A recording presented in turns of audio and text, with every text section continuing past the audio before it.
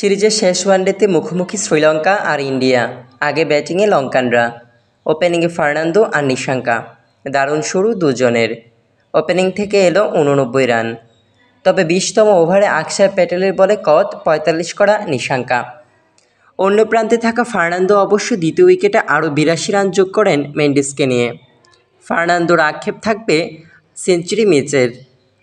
দলীয় রান যখন 171, তখন 96 করে আউট হন এই ড্যাশিং ওপেনার।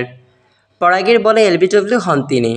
শ্রীলঙ্কা 35.3 ওভারে 171 রানে 2 উইকেট। তবে এরপরই ম্যাচ থেকে ছিটকে যায় লঙ্কানরা। দ্রুত উইকেট হারাতে থাকে তারা।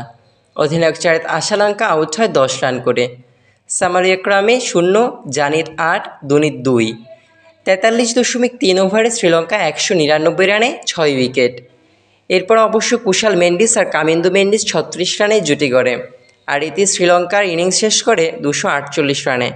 কুশাল মেন্ডিস আউট হয় 59 রানে, আর কামিন্দু মেন্ডিস অপরাজিত থাকেন 23 করে।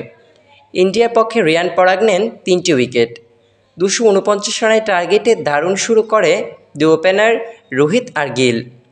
তাদের জুটি থেকে আসে 23 বলে 37 রান। তারপরই ঘটে ছন্দপতন।